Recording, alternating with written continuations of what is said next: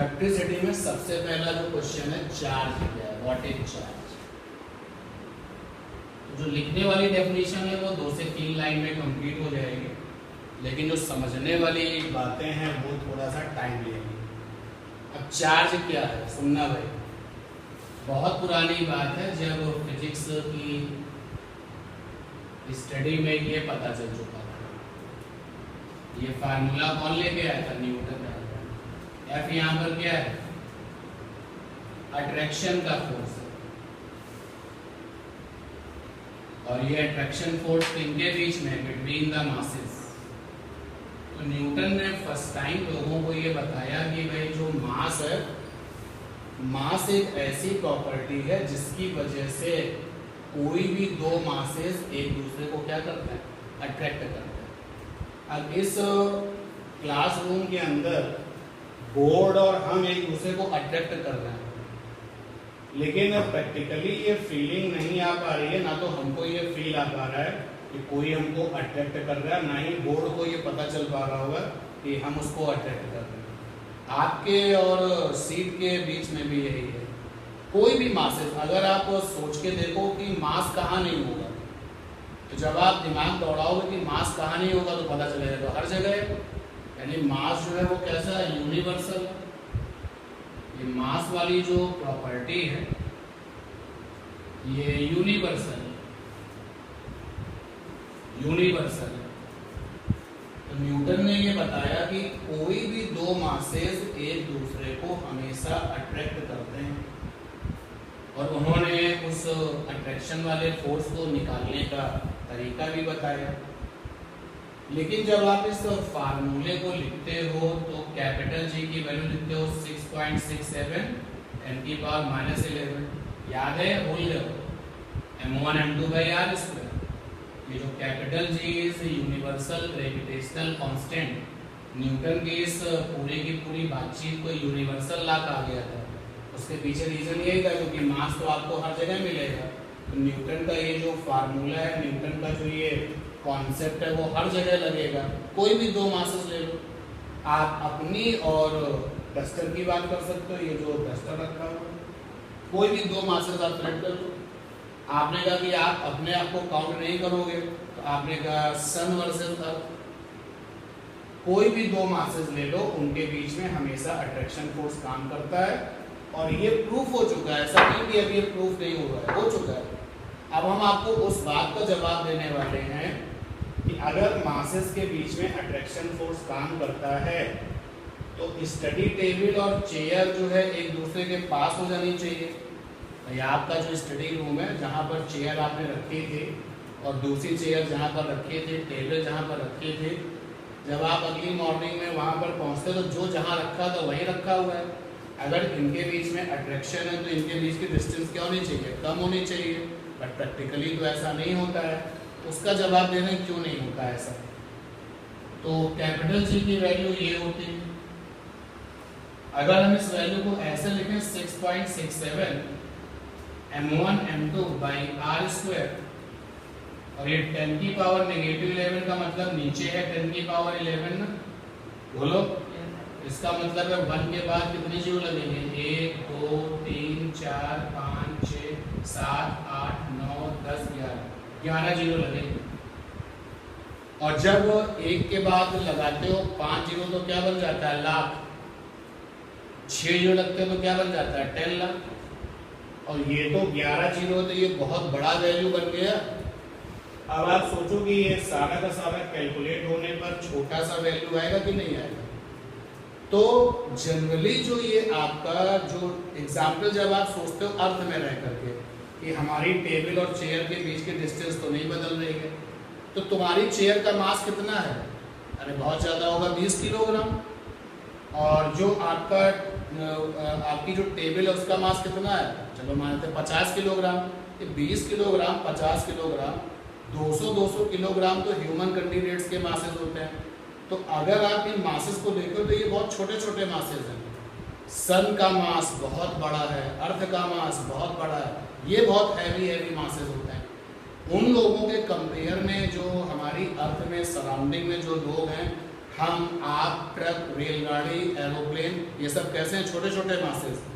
तो एक तो M1 M2 छोटे छोटे हैं, ऊपर से इतनी बड़ी वैल्यू से डिवाइड हो गया है। तो जब इतनी बड़ी वैल्यू से डिवाइड हो गया है तो जो फोर्स आएगा वो क्या आएगा? छोटा ही तो आएगा। तो मेरे और बोर्ड के बीच में ग्रेविटेशनल वाला अट्रैक्शन फोर्स तो है, लेकिन ये बहुत छोटा फोर्स है। और दूसरा मेरे पास इनर्शिया भी है। इनर्शिया की वजह से हम अपने पैर अपनी जमीन पर इस अर्थ पर टिकाए हुए हैं और कहीं पर शिफ्ट नहीं हो रहा जब तक हम नहीं चाहते हैं। और इस बोर्ड के पास में भी इनर्शिया, इसको भी क्लैंप किया गया है। तो एक तो फोर्स बहुत छोटा है, दूसरा हर एक के पास में अपनी इनर्शिया है। इनर्शिया वो प्रॉपर्टी होती है जो चेंजेस का विरोध करती है। तो चेयर ने टेबल से कहा कि अट्रैक्शन फोर्स से इधर आओ, उधर टेबल ने भी चेयर से कहा कि अट्रैक्शन फोर्स से इधर आओ, लेकिन दोनों के बीच में फोर्स कैसा था? छोटा। और टेबल की इनर्शिया उसको वहीं पर रखना चाहती थी और आपका जो चेयर की इनर्शिया है उसको भी वहीं रखना चाहती थी, और फोर्स छोटा था, इनर्शिया ने उनको मूव नहीं करने दिया। इसलिए प्रैक्टिकली हमको अपने सराउंडिंग में इस वाले फोर्स का एहसास नहीं होता। लेकिन अगर हम बात करें सन वर्सेस अर्थ, सन बहुत बड़ा मास है, अर्थ बहुत बड़ा मास है, तो M1 और M2 बहुत ज़्यादा हो गए। ये ऊपर वाले लोग बहुत ज़्यादा हो गए, नीचे वाली वैल्यू ज़्यादा है ओके, लेकिन ये तो बहुत ज़्यादा हो गई है। और अब जो है जो फोर्स होता है वो फील होता है, और इसी फील फोर्स की वजह से अर्थ जो है वो सन का क्या लगा रही है? चक्कर लगा रही है। ठीक है ना? तो ये बात दुनिया जानती थी और बहुत पुरानी बात है। न्यूटन के ज़माने की जो फिजिक्स है वो क्लासिकल है, और आज के ज़माने की जो फिजिक्स है वो मॉडर्न है। तो ये बहुत पुरानी बात है, लोगों को ये बात पता चल चुकी थी कि दो मासेस एक दूसरे के साथ अट्रैक्शन का फोर्स लगाते हैं। विलियम गिलबर्ट ने क्या किया कि न्यूटन की इस बात को पूरा यूनिवर्स जान चुका था, तो गिलबर्ट को भी ये बात पता थी कि दो मासेस एक दूसरे को फोर्स लगाते हैं। विलियम गिलबर्ट, और एक डिवाइस है टॉरिसन बैलेंस डिवाइस। टॉरिसन बैलेंस डिवाइस, ये जो टॉरिसन बैलेंस डिवाइस है कूलाम ने बनाई थी। ये डिवाइस एक ऐसा मशीन समझ लो जिसके अंदर कोई भी दो चीजें आप रखो कुछ दूरी पर, तो उनके बीच में जो फोर्स होता है वो रीड हो जाता है। जैसे कि न्यूटन कह चुका था कि दो मासेस एक दूसरे पर फोर्स लगाते हैं, तो अगर हम इसके अंदर, इस डिवाइस के अंदर ये मार्कर रख दें और ये डस्टर रख दें, कुछ दूरी पर रख दें, तो इनके बीच में जो छोटा सा फोर्स है ये कितना है? दो रास्ते हैं। या तो आप इसको निकाल सकते हो फार्मूले की हेल्प से, और या फिर आप निकाल सकते हो इस मशीन की हेल्प से। दोनों से ही रिजल्ट कैसे आते हैं? सेम आते हैं। तो टॉरिसन बैलेंस डिवाइस बन चुकी थी, और विलियम गिलबर्ट ने क्या एक्सपेरिमेंट किया? उन्होंने कहा कि हम जरा फंडामेंटल पार्टिकल्स लेते हैं। तो फंडामेंटल पार्टिकल्स में उन्होंने इलेक्ट्रॉन को चुना, प्रोटॉन को चुना और न्यूट्रॉन को चुना। अब तो कई सारे फंडामेंटल पार्टिकल्स हैं, लेकिन मेन आपके तीन हैं। उन्होंने डिवाइस के अंदर इलेक्ट्रॉन को रखा, कुछ दूरी पर इलेक्ट्रॉन को रखा। दुनिया इसका मास जानती थी कि 9.1 10⁻⁻³ 31 किलोग्राम होता है। इलेक्ट्रॉन का मास पता था। अब जैसे डिवाइस के अंदर इसको रखा तो पहले फार्मूला लगा करके वैल्यू निकालेंगे। F बराबर G M1 M2 by R²। G की वैल्यू है 6.67 10⁻⁻11। M1 की वैल्यू है ये 9.1 10⁻⁻31 होल स्क्वायर। अरे M2 भी वही है, और दूरी रखी गई है 1 सेंटीमीटर। 1 सेंटीमीटर का मतलब हो गया -2 मीटर। जब हम इसको सॉल्व कर रहे हैं, पूरा सॉल्व करते हैं, तो सॉल्व करने के बाद इसकी वैल्यू कितनी आती है बताता हूँ अभी आपको। इसकी वैल्यू आती है 70 और ऊपर +4 66 10⁻⁻66 न्यूटन आती है जब सॉल्व करते हैं। तो मास के कारण ड्यू टू मास इलेक्ट्रॉन जब 1 सेंटीमीटर की दूरी पर रखे गए हैं, उनके बीच में लगने वाला फोर्स कितना आ रहा है फार्मूले की हेल्प से, -66 न्यूटन। अब इस मशीन से देखा गया कितना फोर्स आ रहा है, मशीन से आ रहा है -24 न्यूटन। दिमाग खराब हो गया गिलबर्ट, क्योंकि -24 न्यूटन -66 न्यूटन से बड़ा है क्या? बहुत बड़ा है, बड़ा नहीं है, बहुत बड़ा है। तो गिलबर्ट ने कहा कि भाई ऐसा कैसे हो गया, क्योंकि हम केवल यही जानते हैं कि इस यूनिवर्स में सबके पास मास है, चाहे हम हो या आप हो या इलेक्ट्रॉन हो या कोई और हो, सभी के पास मास वाली प्रॉपर्टी है। और अगर इनके अंदर मास वाली प्रॉपर्टी है तो फार्मूले से जो फोर्स निकल के आ रहा है तो मशीन से भी निकल के उतना ही आना चाहिए, लेकिन मशीन से निकल करके तगड़ा फोर्स आ रहा है। तो गिलबर्ट को कुछ शक हुआ और उन्होंने कहा कि यार मुझे लगता है इलेक्ट्रॉनों के पास मास के अलावा भी कोई ताकतवर चीज है, और वो इतनी ताकतवर है कि मास वाले फोर्स को वो खत्म कर दे रही है, और उस ताकतवर चीज की वजह से ही इनके बीच में फोर्स आ रहा है। और सबसे बड़ा सबूत क्या है कि न्यूटन का जो ये मास वाला फोर्स है वो कैसा होता है, अट्रैक्शन का, जबकि ये वाला फोर्स जो निकल के आ रहा था मशीन से वो कैसा था, रिपल्सन का। और ज्यादा प्रूफ हो गया, और ज्यादा कॉन्फिडेंस मिला गिलबर्ट को, यार मैं सही कह रहा हूं। उन्होंने ऐसा अपना जो है थिंकिंग रखी कि इलेक्ट्रॉनों के पास में मास के अलावा कुछ और भी चीज है, वो बड़ी ताकतवर चीज है, और ये फोर्स उसी ताकतवर चीज की वजह से आ रहा है। यहाँ पर चीज का मतलब है प्रॉपर्टी, ठीक है ना, कि मास के अलावा कुछ और भी प्रॉपर्टी है जो कि बड़ी स्ट्रांग है, और उसकी वजह से ये फोर्स आ रहा है। फिर इन्होंने इलेक्ट्रॉन हटा के प्रोटॉन को डाला, वही हुआ, तगड़ा फोर्स आया। उसके बाद में इलेक्ट्रॉन प्रोटॉन किया, तब भी बहुत जबरदस्त फोर्स आया, बहुत स्ट्रांग फोर्स आया। जब न्यूट्रॉन को डाला तो मशीन से जो फोर्स निकल के आया और जो फार्मूले से फोर्स निकल के आया वो कैसा था, सेम टू सेम। तो यानी न्यूट्रॉनों के पास में वो एक्स्ट्रा जो ताकतवर चीज है वो नहीं है।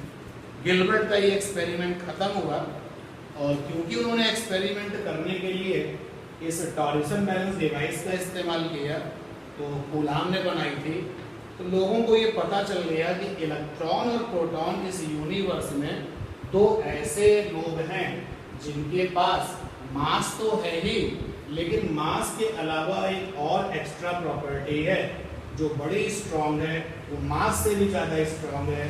उनसे पूछा गया गिलबर्ट से कि भैया उस प्रॉपर्टी का कुछ नाम तो होगा। उन्होंने कहा उस प्रॉपर्टी का नाम है चार्ज, क्योंकि चार्ज का मतलब क्या होता है, पावरफुल। इस तरीके से चार्ज की डिस्कवरी हो गई, ठीक है ना। तो अब क्वेश्चन है कि what is charge? Charge is property of some fundamental particles. क्या है? Charge is property of some fundamental particle. देखो शुरू में जब बात कर रहे थे इलेक्ट्रॉन पे चार्ज मिला था, प्रोटॉन पे चार्ज मिला था, फिर धीरे धीरे जब और आगे बात बढ़ी तो पता चला कि कुछ और भी पार्टिकल्स होते हैं जिनके पास चार्ज होता है, न्यूट्रॉन पे चार्ज नहीं मिला था। तो अब बारी थी कि चार्ज को डिफाइन कर दिया जाए। तो चार्ज की जो डेफिनेशन है पहले सुन लो, बाद में लिखेंगे। Charge is property of some fundamental particles जिसकी वजह से due to which these fundamental particles strongly interact with each other. ठीक है ना। अब जब ये चार्ज आ गया, प्रॉपर्टी आ गया, तो फिजिक्स तो बहुत टफ जॉब है ना। फिजिक्स कहता है कुछ भी इमोशन से, इमोशन को फिजिक्स से लेना देना नहीं है। फिजिक्स ने कहा कि अगर ये प्रॉपर्टी है, आपके एक्सपेरिमेंट से ये पता चल चुका है कि नहीं प्रॉपर्टी तो है, ये स्ट्रॉन्ग प्रॉपर्टी तो इलेक्ट्रॉन प्रोटॉन में है, बोले अगर है तो निकालोगे। यार मेरे पास मास है तो निकाल सकते हो ना कितना है। आइसक्रीम कितनी ठंडी है निकाल सकते हो ना। तो फिजिक्स में जो प्रॉपर्टी है वो निकाली जाती है, उसको कैलकुलेट किया जाता है। हाइट एक प्रॉपर्टी है, आप निकाल सकते हो। टेम्परेचर एक प्रॉपर्टी है, आप निकाल सकते हो। लंबाई एक प्रॉपर्टी है, आप निकाल सकते हो। मास एक प्रॉपर्टी है, आप निकाल सकते हो। ठीक है, डेंसिटी एक प्रॉपर्टी आप निकाल सकते हो, इसी प्रॉपर्टी को ही तो हम क्या बोलते हैं, फिजिकल क्वांटिटीज। तो चार्ज एक प्रॉपर्टी है, इसको निकालना भी चाहिए। तो गिलबर्ट से कहा गया कि निकाल के बताओ भाई चार्ज कितना है, लगे रहे लेकिन कामयाबी नहीं मिली। लेकिन एक दिन ऐसा आया कि मिल्टन का ऑयल ड्रॉप एक्सपेरिमेंट, बहुत फेमस एक्सपेरिमेंट है, मिल्टन का ऑयल ड्रॉप एक्सपेरिमेंट किया गया। तो उससे ये पता चला कि जो इलेक्ट्रॉनों पर चार्ज है, चार्ज ओवर इलेक्ट्रॉन, वो है 1.6 इंटू 10⁻⁻⁹। क्योंकि प्रॉपर्टी का पता किसने किया था, गिलबर्ट ने, लेकिन मशीन किसने बनाई थी, कूलाम ने। मेन काम किसका था, कूलाम का। इसलिए उनके सम्मान में इस चार्ज का जो यूनिट है वो क्या रखा गया, कूलाम। तो मिल्टन के ऑयल ड्रॉप एक्सपेरिमेंट से फर्स्ट टाइम इलेक्ट्रॉन पे कितना चार्ज है ये निकाला गया। जैसे ही मिल्टन के एक्सपेरिमेंट से ये चार्ज निकल के आया, विलियम गिलबर्ट ने प्रोटॉन पे चार्ज निकाल दिया। इलेक्ट्रॉन पे तो नहीं निकाल पाए, लेकिन इस एक्सपेरिमेंट के बाद उन्होंने प्रोटॉन पे चार्ज निकाला। चार्ज ओवर प्रोटॉन कितना है, प्रोटॉन पे चार्ज है 1.6 इंटू 10⁻⁻⁹ कूलम। गिलबर्ट ने एक चीज और देखी, उन्होंने कहा कि इलेक्ट्रॉन और प्रोटॉन पर चार्ज तो है, लेकिन अगर इनको एक साथ रख दो तो चार्ज नहीं है। क्या अजीब सी और क्या सिचुएशन जो है इंटरेस्टिंग बन रही है कि इलेक्ट्रॉन पर चार्ज है, ओके, प्रोटॉन पे चार्ज है, मैंने इनको एक साथ रख दिया, मतलब मेरे इस हाथ में दोनों बंद हैं। अब ना तो इलेक्ट्रॉन पे चार्ज है, ना ही प्रोटॉन पे चार्ज है। एक साथ आने पर क्या हो जाता है, कहां चला गया चार्ज, तो इसका मतलब है कि कैंसिल हो गया। और इससे ये मैसेज मिलता है कि इलेक्ट्रॉन और प्रोटॉन के चार्ज एक दूसरे के क्या है, दुश्मन है, एंटी है। कैसे है, एंटी है। तो जब ये बात फिजिक्स में आई कि इलेक्ट्रॉन प्रोटॉन के चार्ज एंटी हैं, तो फ्रैंकलिन वाज द मैन, उसने जैसे ही सुना कि एंटी हैं, बोले कि एंटी को तो ऐसे कहा जाता है ना, प्लस और माइनस।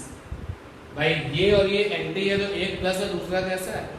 तो फ्रैंकलिन ने कहा कि अच्छा एंटी हैं, तो इस एंटी वाली बात को, इस एंटी वाले नेचर को आप साइन लगा के लिखो। और फ्रैंकलिन ने इलेक्ट्रॉन के चार्ज पर नेगेटिव साइन लगाया और प्रोटॉन के चार्ज पर पॉजिटिव साइन लगाया। उस दिन अगर फ्रैंकलिन अपने दिमाग से प्रोटॉन पे नेगेटिव लगा देते और इलेक्ट्रॉन पे पॉजिटिव लगा देते तो आज हम क्या पढ़ रहे होते, यही पढ़ रहे होते। बट उन्होंने नेगेटिव वाला साइन किसको दिया। भाई देखो, वेस्ट की क्या गलती है कि उसको नेगेटिव डायरेक्शन कहा जाता है, ईस्ट को बोलते हैं प्लस। ये कन्वेंशन है, ये आपने एज्यूम कर लिया है, तो तुमने एज्यूम कर लिया तो सब लोग उसको फॉलो कर रहे हैं। भाई ये ईस्ट होता है जिसको प्लस बोलते हैं, ये वेस्ट वो होता है, इसको नेगेटिव बोलते हैं, ये नॉर्थ होता है, इसको प्लस कहा जाता है, ये साउथ होता है, इसको। तो कोई आपसे पूछे कि वेस्ट नेगेटिव क्यों है, ये कन्वेंशन है, तुमने सपोज कर लिया है। और जो तुमने सपोज कर लिया, हमसे पहले जिन्होंने ये सपोज कर लिया है, हम उन्हीं को फॉलो करते चले जा रहे हैं। And that is why waste मेरे लिए भी नेगेटिव है, ईस्ट मेरे लिए कैसा है, पॉजिटिव। सिमिलरली वो कन्वेंशन था, साइन कन्वेंशंस था, और उस कन्वेंशंस पर नेगेटिव किसको मिला और पॉजिटिव किसको मिला, प्रोटॉन को। आज भी हम वही कन्वेंशन फॉलो करते चले आ रहे हैं। क्लियर। क्या चीज ऐड हो गई, चार्ज की जो डेफिनेशन थी वो आ गई कि charge is property of some fundamental particles due to which these fundamental particles mutually interact with each other, due to which these fundamental particles strongly interact with each other. Interaction मतलब force करना, ठीक। और fundamental particles में से जो electron है उस पर चार्ज इतना है, प्रोटॉन जो है उस पर चार्ज इतना है। और नेचर के हिसाब से देखा जाए तो चार्ज के दो तरीके हो गए, पॉजिटिव वाला और नेगेटिव वाला, ठीक है ना। क्लियर ये बात। क्वेश्चन है आपका व्हाट इज चार्ज, आंसर पे आ जाइए और लिखिए answer.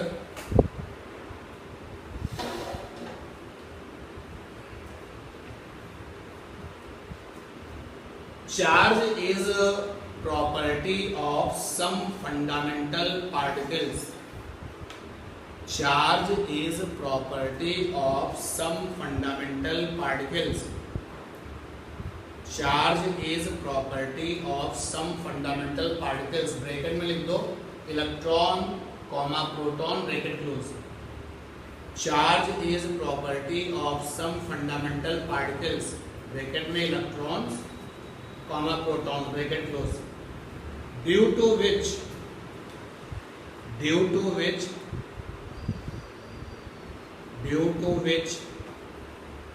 these particles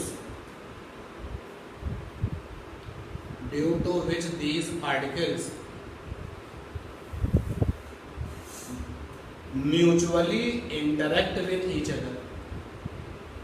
Due to which these particles mutually interact with each other.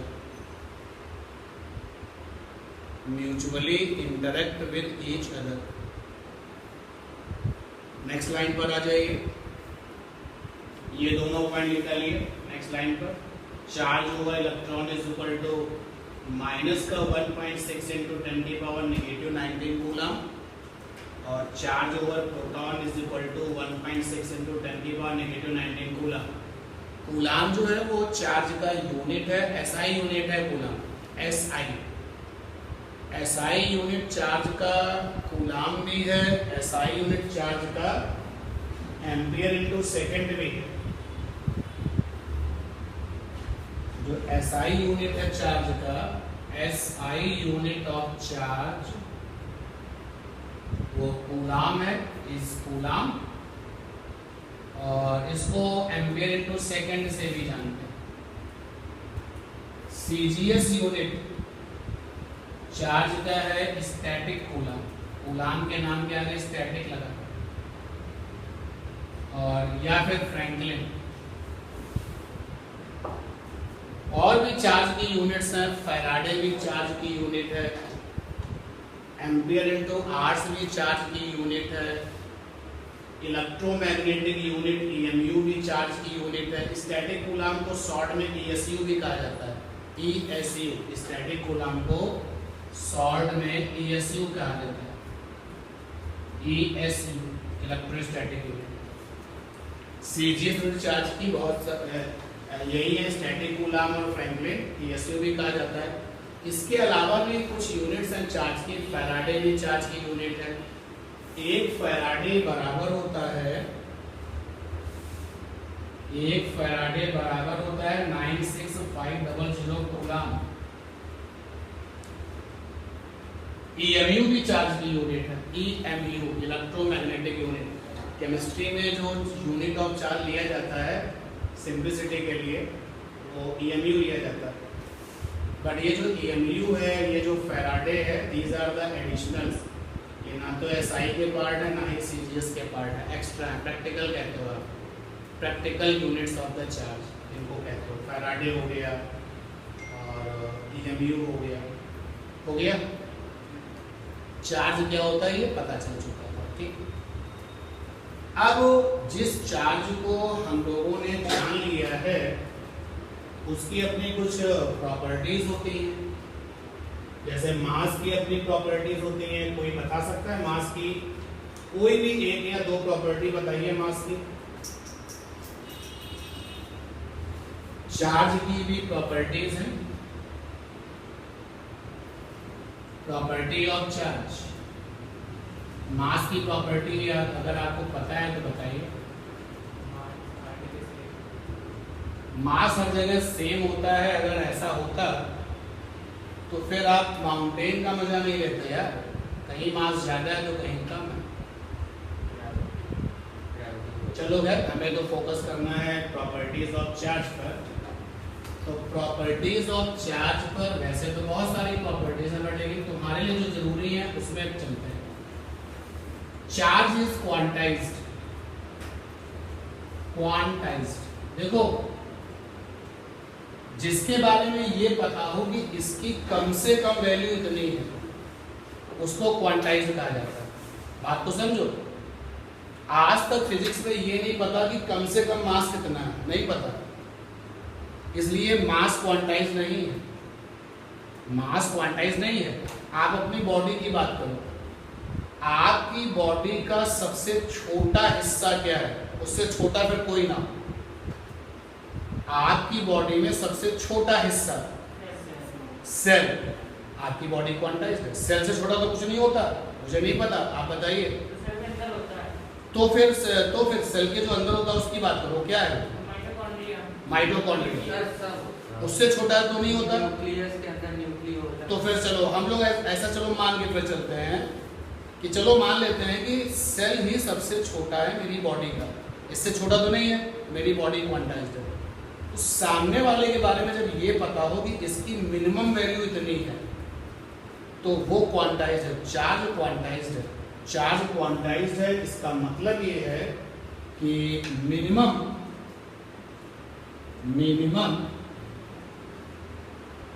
Value of charge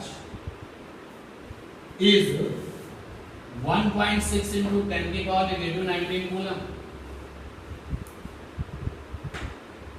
मतलब इससे कम चार्ज आपको नहीं मिलेगा।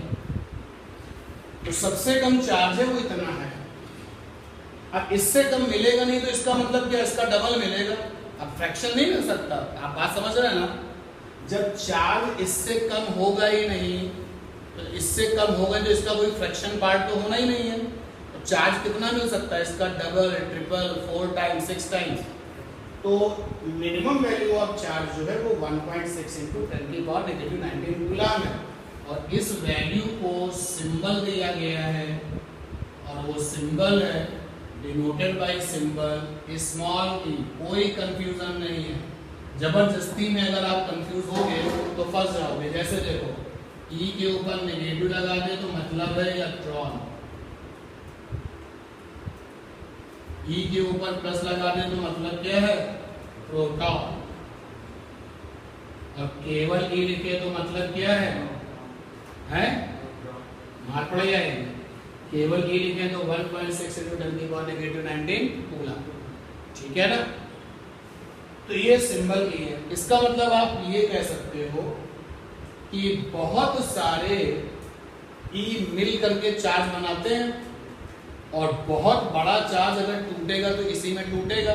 सपोज कर लेते हैं कि n, ये जो आपका मिनिमम वैल्यू ऑफ चार्ज है वो 1.6 into 10 की पावर -19 कूलम है। डिनोटेड बाय सिंबल स्मॉल ई है एंड कॉल्ड क्वांटा। और इसको क्वांटा कहते हैं। क्वांटा मतलब स्मॉलेस्ट हिस्सा, क्वांटा मतलब स्मॉलेस्ट पार्ट। तो मैं बात कर रहा था कि अगर मेरे पास में n क्वांटा है तो एक क्वांटा पर इतना चार्ज है, एक क्वांटा पर इतना चार्ज है। चाहे ये लिखो चाहे ये लिखो, बात तो एक ही है ना। लगाओ यूनिटरी मेथड। एक क्वांटा पर चार्ज कितना है? E। n क्वांटा पर चार्ज कितना होगा? Na। और ये बन जाएगा टोटल चार्ज। टोटल चार्ज मान लेते हैं वो कैपिटल Q है। तैयार हो जाएगी इस तरीके की प्रॉब्लम्स के लिए। अगर मेरे पास में छोटे छोटे क्वांटा हैं तो मिल करके क्या बना देंगे? चार्ज। अगर हमारे पास में चार्ज है तो मैं वहां से क्या निकाल सकता हूँ? क्वांटा। जैसे बड़ा ही फेमस क्वेश्चन है, अगर मेरे पास में 1 कूलम चार्ज है तो 1 कूलम चार्ज में कितने क्वांटा होंगे? क्वेश्चन है यहाँ पर। टोटल क्वांटा इन 1 कूलम चार्ज। 1 कूलम चार्ज में कितने क्वांटा है? फंडा लगाया, Q बराबर Na। Q की जगह पर है 1 कूलम, N माने नंबर ऑफ क्वांटा, E की वैल्यू है 1.6 माइनस का 19 कूलम। यहाँ से आ गया 1/1.6 10 की पावर -19 कूलम। कूलम कट गया, N बराबर आ गया 10 की पावर 19 अपॉन में 1.6। 10 into 10 की पावर 18 अपॉन में 1.6। 100 अपॉन 1.6 into 10 की पावर 18। ये सॉल्व करोगे 6.25 10 की पावर 18 क्वांटा। यानी इतने क्वांटा जब मिलते हैं तब कहीं जाकर के 1 कूलम चार्ज बनता है। तो 6 कूलम में कितने होंगे? निकल आएगा ना। 7 कूलम में कितने होंगे? निकल आएगा। नहीं निकल आएगा? निकल आएगा। अच्छा, एक चीज यहाँ पर और देखने वाली है कि चार्ज जैसे किसी पर है, वैसे तो चार्ज किस पर था, इलेक्ट्रॉनों पर, प्रोटॉनों पर। लेकिन जैसे किसी बॉडी पर चार्ज है, जैसे मेरे पास चार्ज नहीं है, लेकिन अगर मेरे पास चार्ज आएगा तो दो तरीके से आएगा, या तो इलेक्ट्रॉनों की कमी से आएगा या इलेक्ट्रॉनों की अधिकता से आएगा। या तो एक्सेस ऑफ इलेक्ट्रॉनों से आएगा या फिर लैक ऑफ इलेक्ट्रॉनों से आएगा। ये प्रोसेस है। अगर किसी के पास, जैसे कि इस मार्कर ने कहा कि भाई मेरे पास चार्ज नहीं है, हमने कहा चलो कोशिश करते हैं, बनाते हैं तुम्हारे ऊपर। अगर मैं इस पर चार्ज ला पाया तो दो ही बातें हो सकती हैं, या तो इलेक्ट्रॉनों की कमी कर दें इसके अंदर तो चार्ज आ जाएगा, या इलेक्ट्रॉनों की अधिकता कर दें तो चार्ज आ जाएगा। अगर इलेक्ट्रॉनों की कमी से चार्ज आया तो वो पॉजिटिव कहलाएगा। अगर भाई कॉमन सेंस की बात है, इलेक्ट्रॉनों की कमी मतलब प्रोटॉनों की क्या अधिकता, प्रोटॉन रिच हो जाएंगे। प्रोटॉन कैसे होते हैं, पॉजिटिव, तो पॉजिटिव वालों का ही साम्राज्य हो जाएगा। इलेक्ट्रॉनों की अधिकता मतलब निगेटिव, तो निगेटिव वालों का साम्राज्य हो जाएगा। तो ये बात पक्की है कि जो चार्ज क्रिएट होता है किसी बॉडी पर, या तो प्रोटॉन इलेक्ट्रॉनों की कमी से होता है या इलेक्ट्रॉनों की अधिकता से। अब अगर आपके दिमाग में क्वेश्चन आता है कि सर प्रोटॉन क्यों नहीं, तो प्रोटॉन कहाँ पैक है, न्यूक्लियस के अंदर, उसको हम तोड़ नहीं पाएंगे। इलेक्ट्रॉन हमें कहाँ मिल जाते हैं, आउटर मोस्ट ऑर्बिट में। इजी वे में इनको उठा के यहाँ से वहाँ पहुँचा दो, या कहीं के ला के यहाँ ले आओ, तो इलेक्ट्रॉन को इजी वे में ट्रांसफर कर सकते हैं। And that is why electrons का ट्रांसफॉर्मेशन ही जिम्मेदार है किसके लिए, चार्ज के लिए। एक चीज हम यहाँ पर और सीख पा रहे हैं कि एक्सिस ऑफ इलेक्ट्रॉन्स मतलब निगेटिव चार्ज, और लैक ऑफ इलेक्ट्रॉन्स मतलब पॉजिटिव चार्ज। लगाइए common sense, lack of electrons, तो कौन अमीर हो गए, प्रोटॉन। प्रोटॉन कैसे होते हैं, पॉजिटिव, पूरा साम्राज्य किसका होगा, पॉजिटिव वालों का। और एक्सेस ऑफ इलेक्ट्रॉन कैसे होते हैं, नेगेटिव, तो पूरा का पूरा जो साम्राज्य किसका होगा, नेगेटिव वालों का। ये याद रहेगा ना। अब समझिए, इस वाले पॉइंट पे हम आपको ये बता रहे हैं कि जो चार्ज का फॉर्मेशन होता है इलेक्ट्रॉनों के ट्रांसफॉर्मेशन से होता है, और इसीलिए हम ऊपर वाले फंडे में प्लस और माइनस लगा रहे हैं, क्योंकि जो चार्ज होगा या तो नेगेटिव होगा या फिर क्या होगा। अगर चार्ज नेगेटिव होगा तो n क्या है, n है एक्सिस ऑफ इलेक्ट्रॉन्स। अगर ये चार्ज पॉजिटिव है तो n क्या है, लैक ऑफ इलेक्ट्रॉन्स। बात समझ पा रहे हैं कि नहीं। और इन्हीं क्वांटा को, जिसको मैंने लिखा है क्वांटा, तो क्वांटा का मतलब है ये, और ये किसके पास था, इलेक्ट्रॉन के पास, और ये किसके पास था, प्रोटॉन के पास। लेकिन चार्ज जो क्रिएट होता है वो किसकी वजह से होता है, इलेक्ट्रॉन्स की वजह से।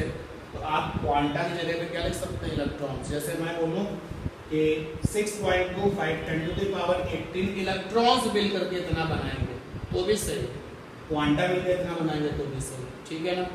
ये क्लियर है बात। चार्ज की प्रॉपर्टीज में ये दो पॉइंट क्लियर हो गए। तीसरी जो प्रॉपर्टी है वो ये कि जो चार्ज है फॉलो अलजेब्रिकल समेशन मेथड। देखो जोड़ना तीन तरीके से होता है भाई, फिजिक्स में जोड़ने का काम तीन तरीके से होता है। एक होता है स्केलर वाला समेशन, दूसरा होता है अलजेब्रिकल वाला समेशन, तीसरा होता है वेक्टर वाला समेशन। इसके बारे में आप 12th में पढ़ोगे, लेकिन इनको आप जानते हो, स्केलर वाला, अलजेब्रिकल वाला। स्केलर वाला समेशन 15 किलोग्राम तुम ले आए, 5 किलोग्राम हमने दे दिया, ठीक, कितना हो गया 20। तुमने केवल वैल्यू ली और वैल्यू जोड़ दिया। वैल्यू लेके जोड़ देना स्केलर समेशन, लेकिन वैल्यू साइन के साथ जोड़ना ये क्या कहलाता है, अलजेब्रिकल समेशन। वैल्यू साइन के साथ जोड़ना ये क्या कहलाता है, अलजेब्रिकल समेशन। तो अब चार्ज जो है वो अलजेब्रिकल समेशंस को फॉलो करता है। और ये बात भी तुम्हें पता है कि क्यों इलेक्ट्रॉन प्रोटॉन को जब एक साथ हमने अपने हाथ में रखा तो चार्ज खत्म हो गया, क्योंकि एक का चार्ज दूसरे चार्ज का एंटी था, यानी कि अगर एक का प्लस था दूसरे का माइनस था, सेम टू सेम है, तो टोटल कितना आ जाएगा? 0। कितना आ जाएगा टोटल? 0 आ जाएगा। तो साइन के साथ चार्ज जोड़ोगे ना, आप लेके आए माइनस का 5 कूलाम, मेरे पास है प्लस का 100 कूलाम, किसी ने मुझे दिया नेगेटिव 30 कूलाम, किसी ने दिया प्लस का 70 कूलाम। पूछा गया टोटल चार्ज बताओ, तो वैल्यू लेके जोड़ोगे या वैल्यू विद साइन लेके जोड़ोगे? Value with sign. और वैल्यू विद साइन के साथ जोड़ना क्या कहलाता है? अलजेब्रिकल समेशन। प्रूव कर सकते हैं।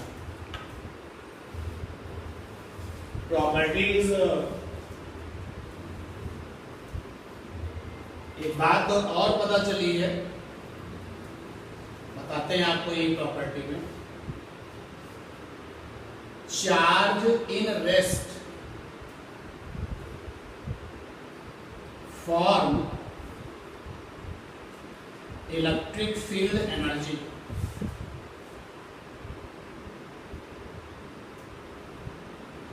ये भी पता चल चुका है कि अगर कोई चार्ज रखा है तो वो एक एनर्जी पैदा करता है, उस एनर्जी का नाम है इलेक्ट्रिक फील्ड एनर्जी। अब वो क्या करती है एनर्जी, उसके बारे में बाद में देख लेंगे। Charge in uniform motion, uniform motion का मतलब समझे? एक्सेलरेशन 0 है। तो charge in uniform motion form electric and magnetic energy.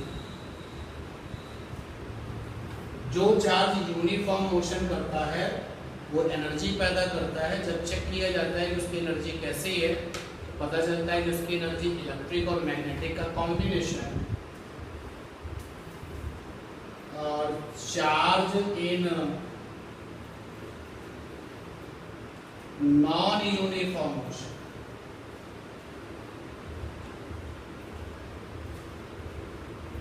Non uniform motion का मतलब कभी ज्यादा स्पीड हो जाए, कभी कम स्पीड हो जाए, मतलब acceleration retardation. Form electromagnetic energy, electric और मैग्नेटिक का मिक्सचर है electromagnetic. Electromagnetic energy along with radiation, साथ ही साथ रेडिएशन भी पैदा होता है। एक्सरे रेडिएशन है, एक्सरे जो है वो क्या है? रेडिएशन है। गामा एक रेडिएशन है। जब आप अपनी बॉडी के किसी पार्ट का एक्सरे कराते हैं, आपकी बॉडी के उस हिस्से में रेडिएशन डाला जा रहा है। There are number of the radiations, बहुत सारे रेडिएशंस हैं। इतने रेडिएशंस फिजिक्स में हैं कि हम समझ लो कि जितना जानते हैं रेडिएशंस के बारे में वो नथिंग है। बहुत सारे रेडिएशंस तो हम जानते ही नहीं अभी तक। थोड़ा बहुत जो जान गए वो इतना थोड़ा है, इतना थोड़ा है कि अब आप उसको इमेजिन नहीं कर सकते हैं। लगातार रेडिएशंस के बारे में जानने की कोशिश की जा रही है, तो कई सारे रेडिएशंस ऐसे हैं, ज्यादातर रेडिएशंस ऐसे जिनको हम जान ही नहीं पाए, बहुत कम रेडिएशंस को जान पाए। जो चार्ज नॉन यूनिफॉर्म में मोशन करते हैं, ये पता चलता है कि वो इलेक्ट्रोमैग्नेटिक एनर्जी भी पैदा करते हैं अलॉन्ग विद रेडिएशन, साथ में रेडिएशन भी निकलता है। एक्सरे वाला रेडिएशन हम जानते हैं उसके बारे में, उसका फायदा भी हमने देखा।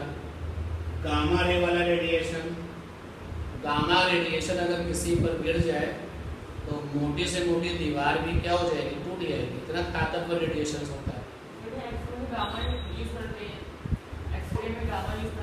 नहीं, गामा रेडिएशन यूज नहीं होता एक्सरे में, गलत सोचा।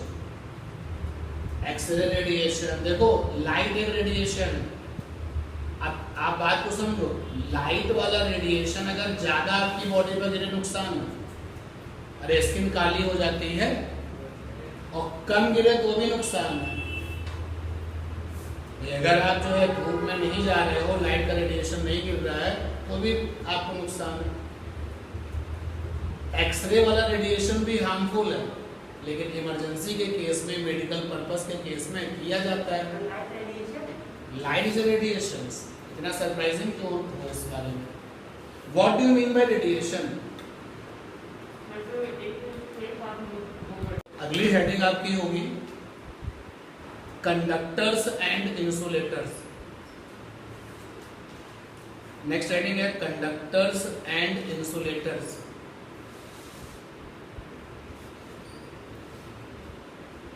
Conductors and insulators.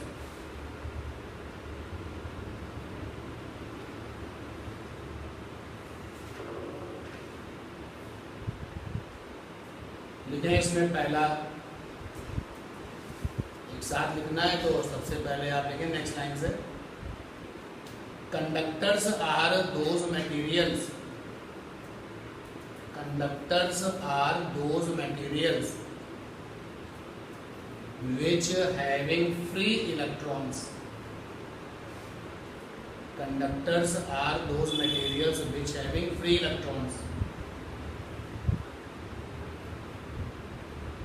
Full stop करके आगे कंटिन्यू करें। Free electrons are such electrons, free electrons are such electrons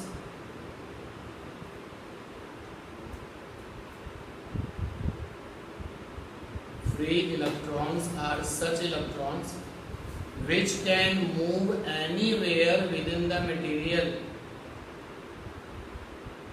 which can move anywhere within the material, which can move anywhere, move से लेकर के लास्ट तक की बात को अंडरलाइन कर लो, which can move anywhere within the material।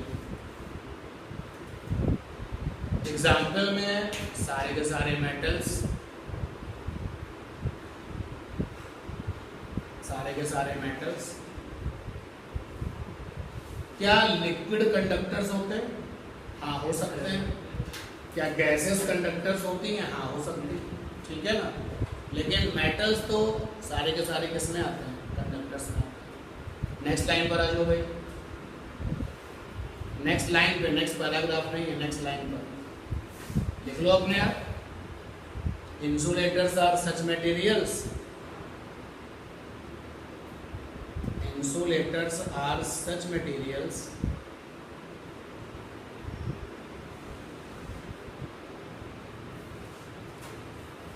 in which free electrons are not present, in which free electrons are not present,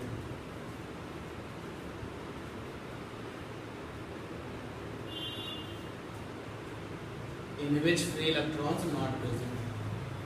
जल्दी से ऐड डालो, free electron gas model, free electron gas model.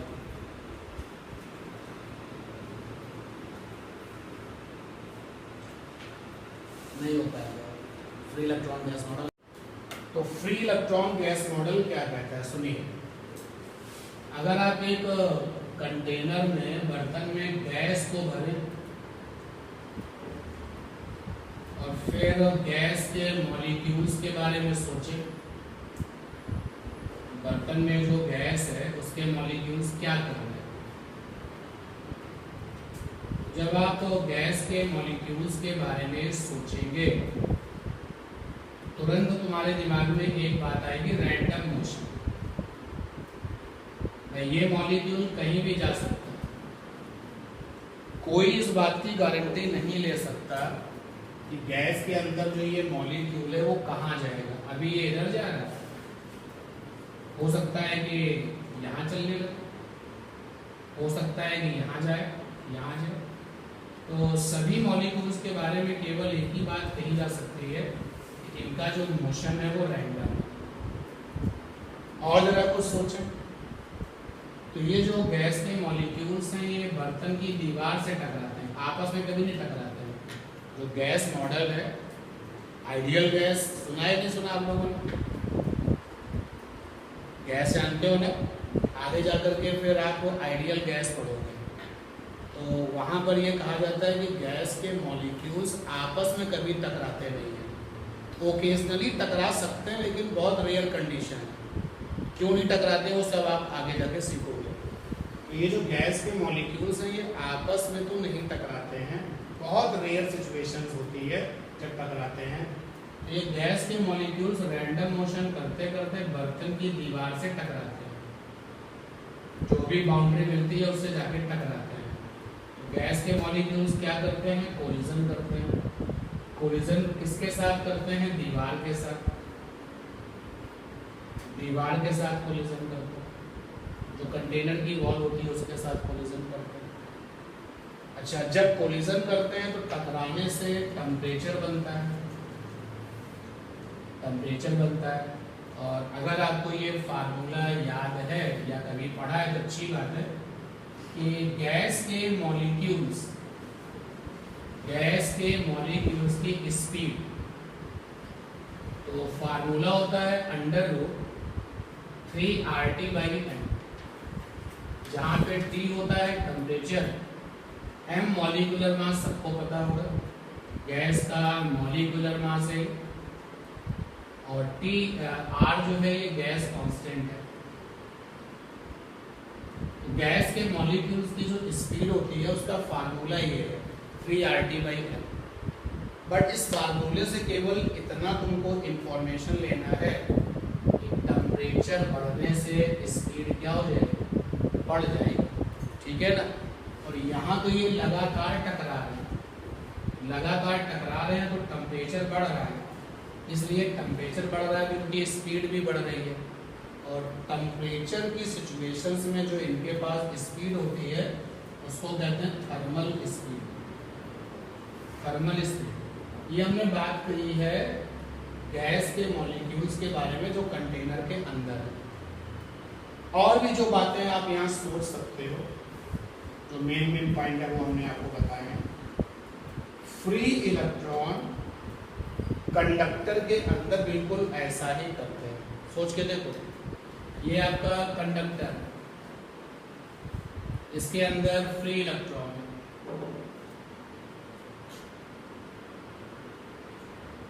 Free electron है। जैसे gas के molecules बर्तन के अंदर है, वैसे ही फ्री इलेक्ट्रॉन मटेरियल के अंदर।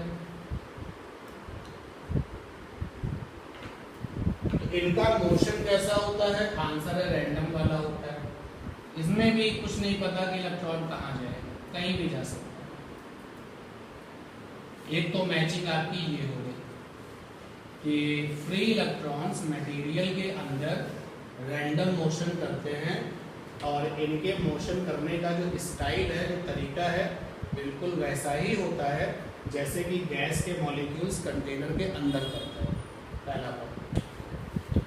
दूसरा पॉइंट, गैस के मॉलिक्यूल्स बर्तन की दीवार से टकराएंगे तो फ्री इलेक्ट्रॉन किससे टकराएंगे, लैटिस प्लेट से।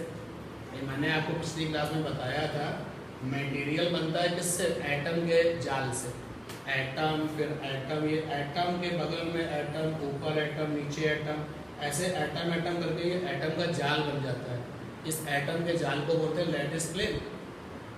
तो फ्री इलेक्ट्रॉन्स मटेरियल छोड़ के तो कहीं नहीं जाएंगे, मटेरियल के अंदर ही उनको रहना है।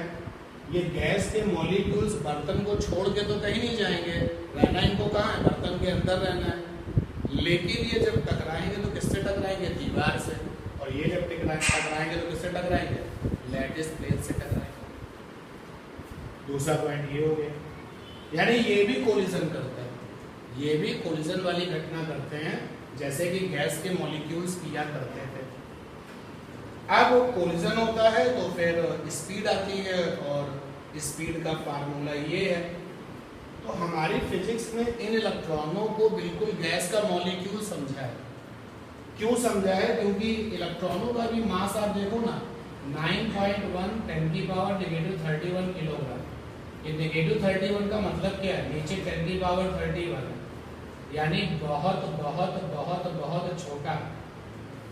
तो जैसे छोटा से छोटा मास अगर होगा, भाई ये डस्ट का पार्टिकल क्या कर रहा है, उड़ रहा है, जमीन पे क्यों नहीं आ रहा, क्योंकि ये बहुत छोटे मास का, हल्के मास का, हमेशा फ्लाइंग मोड में रहता है, कभी इधर कभी उधर कभी इधर। उसी तरीके से ये जो इलेक्ट्रॉन है ये बहुत कम मास के हैं, ये भी हमेशा फ्लाइंग मोड में रहते हैं, कोई कहीं भी जा रहा है। फ्री इलेक्ट्रॉनों का जो ये आपका रवैया है, फ्री इलेक्ट्रॉनों का जो यहाँ पर बिहेवियर है, बिल्कुल गैस के मॉलिक्यूल जैसा है, इसीलिए आगे जा करके हम इसको इलेक्ट्रॉन गैस कह देते हैं। इलेक्ट्रॉन गैस का मतलब क्या है? फ्री इलेक्ट्रॉनों का पूरा पूरा बंच। तो फ्री इलेक्ट्रॉन के पास भी थर्मल स्पीड है, और जब रूम टेम्परेचर पर, यानी कि कोई कंडक्टर इस रूम टेम्परेचर पर रखा हुआ है, तो रूम टेम्परेचर पर जब इसकी फ्री इलेक्ट्रॉनों की थर्मल स्पीड निकाली जाती है तो 10 की पावर 5 मीटर पर सेकंड आती है। सोच के देखो, 1 के बाद 5 जीरो, 1 2 3 4 5 जीरो, 1 लाख मीटर पर सेकंड। तो इतनी तेजी से ये मटेरियल के अंदर चल रहे हैं, यानी पलक झपकते ही ये यहाँ है तो अगले ही सेकंड वो वहाँ है। रूम टेम्परेचर पर, रूम टेम्परेचर का मतलब होता है 300 केल्विन, और 300 केल्विन का मतलब हो गया वही एसी वाला टेम्परेचर। जब आप अपने रूम का एसी सेट करते हो तो स्टैंडर्ड क्या होता है? 27 डिग्री सेल्सियस। ये अलग बात है कि हम लोग 18 और वो सब कर लेते हैं, गलत चीज़ है। 25 से नीचे नहीं ले जाना चाहिए अगर आप चाहते हो कि एसी आपकी सेहत को खराब ना करे। तो जो नॉर्मल सूदिंग रूम टेम्परेचर होता है वो कितना है? 25 से 27। तो 27 डिग्री सेल्सियस का मतलब हो गया 300 केल्विन। तो इस टेम्परेचर पर स्पीड है 1 लाख मीटर पर सेकेंड, यानी टेम्परेचर बढ़ाओगे तो स्पीड क्या होगी? बढ़ेगी। तो इतनी ज़्यादा स्पीड है, तो आप सोच के देखिए कि पलक झपकते ही फ्री इलेक्ट्रॉन यहाँ है तो अगले ही पल वो वहाँ है, फिर नेक्स्ट टर्म में वो कहीं और है तो फिर कहीं पर और है। ये है तुम्हारा फ्री इलेक्ट्रॉन गैस मॉडल, ठीक है ना? अब बात को समझिए।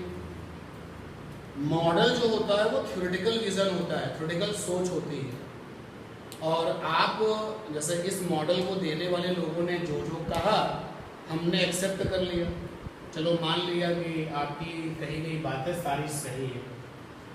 तो अब एक क्वेश्चन आता है कि अच्छा, फ्री इलेक्ट्रॉन इस मटेरियल के अंदर दौड़ रहे हैं, वो भी इतनी स्पीड से दौड़ रहे हैं रूम टेम्परेचर पर, इतनी तगड़ी स्पीड से अगर ये दौड़ रहे हैं तो चार्ज अगर चलता है तो क्या बन जाती है? करंट। चार्ज अगर चलता है तो क्या बन जाती है? करंट। इसका मतलब ये है कि फ्री इलेक्ट्रॉन इस मटेरियल के अंदर बहुत ज्यादा स्पीड से चल रहे हैं, तो इस कंडक्टर में क्या है? करंट। और करंट को जब हम छूते हैं तो क्या लगता है? शॉक लगता है, झटका लगता है। अगर हम कंडक्टर को छुए हमको झटका तो नहीं लगेगा। अगर ये मॉडल सही है तो झटका लगना चाहिए, और झटका नहीं लग रहा है तो इसका मतलब ये मॉडल क्या है? गलत है। जब एक्सपर्ट से इस बारे में पूछा गया कि भाई ऐसा क्यों हो रहा है, ऐसा क्यों हो रहा है कि आपके मॉडल के अकॉर्डिंग तो ये बहुत तेजी से चल रहे हैं, रैंडमली इधर से उधर हर जगह जा रहे हैं, तो फिर करंट क्यों नहीं आ रही है? हमको झटका क्यों नहीं लग रहा है? शॉक क्यों नहीं लग रहा है? या अगर हम यहाँ पे कंडक्टर के साथ में एक बल्ब छोड़ दें, ये बल्ब है और हमने इस कंडक्टर के साथ जोड़ दिया, इस लालच में जोड़ दिया कि भाई करंट है तो बल्ब जलेगा, लेकिन बल्ब तो जल नहीं रहा। ये सारे काम करने से पता चलता है करंट तो नहीं है। तो करंट नहीं है तो इसका मतलब फ्री इलेक्ट्रॉन चल नहीं रहे हैं। तो मॉडल देने वालों ने कहा कि फ्री इलेक्ट्रॉन चल तो रहे हैं, लेकिन इनके चलने का तरीका कैसा है? इनके चलने का तरीका कुछ ऐसा है, ध्यान देना। जैसे कि अगर एक रेफरेंस लाइन आप ये बना लो, रेफरेंस लाइन मतलब गेट। जब करंट बनती है, याद रखो, जब इलेक्ट्रिक करंट बनती है तो चार्ज मूव करता है यहाँ से वहाँ। जब ये चार्ज चलता है ना, तो चार्ज के चलने से जो परपेंडिकुलर वाली जो आपकी ये एरिया होती है वो कहलाती है क्रॉस सेक्शन एरिया।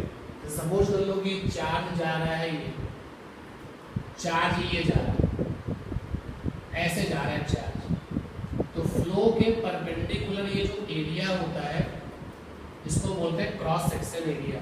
आप अपने इसको ऐसे समझ लो कि ये गेट है, इस गेट से होकर के ही चार्ज निकलेगा और तब क्या बनाएगा? करंट बनाएगा। यहाँ पर हमने एक रेफरेंस लाइन खींच दी है, ये रेफरेंस लाइन गेट है। तो एक्सपर्ट्स ने कहा, मॉडल जिन्होंने दिया उन्होंने कहा कि होता ये है कि रैंडम मोशन हो रहा है, और जब रैंडम मोशन होगा तो इस एरिया के अबाउट जितने इलेक्ट्रॉन फ्री वाले अंदर जाएंगे उतने ही क्या होंगे, बाहर आएंगे। अगर मान लेते 5 लाख इलेक्ट्रॉन गेट से अंदर गए, तो 5 लाख इलेक्ट्रॉन गेट से क्या गए, बाहर, तो नेट फ्लो क्या रहा, 0। और अगर फ्लो भी नहीं हुआ तो फिर क्या करंट बनेगी, बात समझ में आ रही है ना। करंट की जो डेफिनेशन है वो है rate of flow of charge is called the electric current. 1 second के टाइम में चार्ज जो फ्लो करता है that is called the current. और करंट की डेफिनेशन में जो ये चार्ज का फ्लो होता है उसके परपेंडिकुलर जो एरिया होता है उसको क्या कहते हैं, क्रॉस सेक्शन एरिया। ठीक, तो सोच के देखो कि ये एरिया है, इस एरिया से 500 कूलाम अंदर गया और 500 कूलाम इधर गया, तो इधर जाने वाला आपस में क्या हो गया, कैंसिल। यानी कि इस एरिया से कुल कितना गया, आंसर है कुछ भी नहीं गया। तो जब कोई भी चार्ज फ्लो ही नहीं किया तो क्या करंट बन पाएगी, नहीं बन पाएगी। तो मॉडल को सपोर्ट करने वालों ने उस सवाल का जवाब ये दिया कि रैंडम मोशन इस तरीके से सेट होता है कि मटेरियल के अंदर अगर आप ये सपोज करें कि ये क्रॉस सेक्शन एरिया है, कोई भी तुमने क्रॉस सेक्शन एरिया इमेजिन किया, तो उस क्रॉस सेक्शन एरिया के रेफरेंस में इलेक्ट्रॉनों का रैंडम मोशन ऐसे सेट रहता है जितने अंदर जाएंगे इलेक्ट्रॉन उतने ही बाहर आएंगे, और इस वजह से नेट फ्लो नहीं हो पाएगा और तो करंट नहीं मिलेगी। ठीक है बात। अब इसके बाद जब इस कंडक्टर को बैटरी से जोड़ दिया गया, भाई अभी कंडक्टर को हमने किसी से जोड़ा नहीं, लेकिन अब हमने कंडक्टर को बैटरी से जोड़ दिया। अब ये कंडक्टर थोड़ा सा अच्छा सा बना दिया, सिलेंडर जैसा। अभी हम इसको टच कर रहे हैं, शॉक नहीं लग रहा है। हम इसके साथ बल्ब लगा रहे हैं, जोड़ रहे हैं, लेकिन चल नहीं रहा। अब हमने इस कंडक्टर को बैटरी के साथ जोड़ा, बैटरी डिवाइस होती है। अब हमने इसको टच किया तो हमको शॉक लगा, यानी बैटरी लगाने से पहले हमें करंट नहीं मिल रही थी। क्यों नहीं मिल रही थी, आंसर दिया गया कि रैंडम मोशन इस तरीके से मैनेज होता है कि जो नेट फ्लो ऑफ चार्ज है किसी भी एरिया के रेफरेंस में वो हमेशा कैसा होता है, 0, and that is why current not take place. और तो फिर बैटरी लगाने के बाद करंट क्यों बनती है, ये अलग क्वेश्चन हुआ। फ्री इलेक्ट्रॉन गैस मॉडल के इतने पॉइंट्स हैं, फिर से सुन लीजिए क्या क्या है। फ्री इलेक्ट्रॉन गैस मॉडल का जो पहला पॉइंट है कि free electron inside the material, inside the conducting material behaves like a gas molecules in a container। वो रैंडम मोशन भी करते हैं उन्हीं की तरीके से, वो कोलिजन भी करते हैं उन्हीं की तरीके से, उनके पास थर्मल स्पीड भी होती है उन्हीं की तरीके से। और थर्मल स्पीड फ्री इलेक्ट्रॉनों की रूम टेम्परेचर पर 1 लाख मीटर पर सेकेंड है। ये मॉडल का पहला पॉइंट हुआ। दूसरा पॉइंट, जो इलेक्ट्रॉन्स फ्री वाले रैंडम मोशन करते हैं तो चार्ज का चलना करंट बनाता है।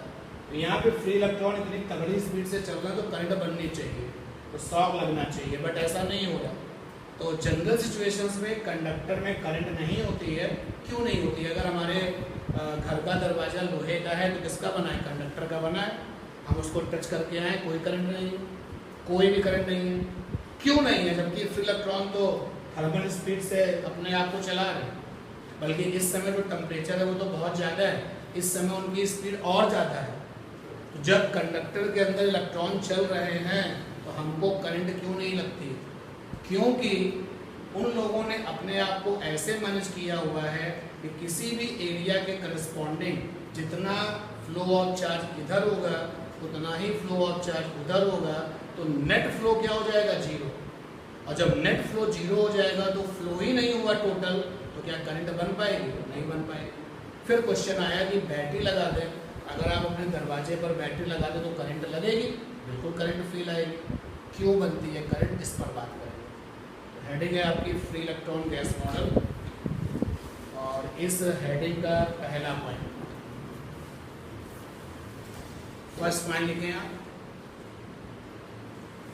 free electrons inside conductor, free electrons inside conductor, free electrons inside conductor behaves like gas molecules in a container. यहां से अंडरलाइन कर लेना, behaves like gas molecules in a container. Free electrons inside conductor behaves like gas molecules in a container. behaves से लेकर के और आखिरी तक अंडरलाइन कर लेना और उसके आगे ब्रैकेट बनाना, random motion, comma collision, comma thermal speed. यानी जैसे गैस के मॉलिक्यूल्स ये 3 काम करते हैं और भी जो काम करते होंगे, मैंने इन 3 लोगों के बारे में केवल आपको बताया है, तो वो सारे के सारे काम ये फ्री इलेक्ट्रॉन भी कंडक्टर के अंदर करते हैं। सेकेंड पॉइंट पर आइए, at room temperature, at room temperature calculated thermal speed, at room temperature calculated thermal speed of free electron is at room temperature calculated thermal speed of free electron is 10 की power 5 metre पर second लिखा हुआ है board पर, 10 की power 5 metre पर second मतलब 1 lakh metre पर सेकेंड, 10 की पावर 5 मीटर पर सेकेंड। तीसरे पॉइंट पर आइए, इन जनरल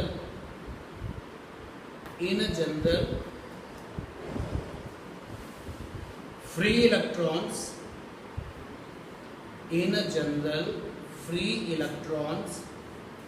maintain their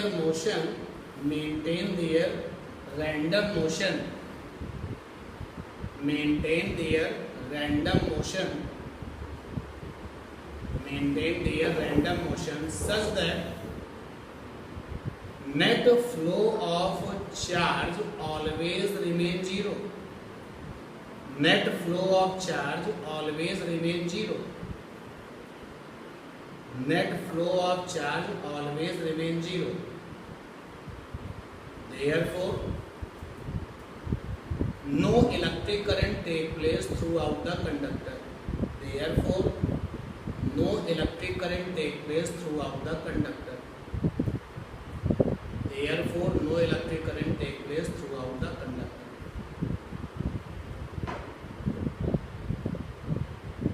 ये था फ्री इलेक्ट्रॉन गैस मॉडल, देख लें, सुन लें, समझ लें। और तो ये कंडक्टर है और कंडक्टर के अंदर फ्री इलेक्ट्रॉन अपना मन चाहा रैंडम मोशन कर रहे हैं। अब हमने बैटरी निकाली, एक डिवाइस है अपने पास में जिसका नाम है बैटरी। तो बैटरी नाम की जो डिवाइस है कैसी दिखती है प्रैक्टिकली तो आपको पता ही है, लेकिन हम उसको सिंबल में ऐसे दिखाया करेंगे, एक बड़ी लाइन एक छोटी लाइन, ये बैटरी। बैटरी में ये जो बड़ी वाली लाइन है ये पॉजिटिव कहलाता है टर्मिनल, छोटी वाली लाइन नेगेटिव कहलाता है। तो हमने ये बैटरी कंडक्टर के साथ जोड़ दी, कंडक्टर के साथ जोड़ी। अब जैसे ही हमने इसको टच किया तो शॉक लग गया, यानी करंट आ रही है। तो पता लगाने की कोशिश की गई कि आखिर बैटरी ने ऐसा क्या कर दिया जिससे कि करंट आ रही है। सुनो क्या हुआ।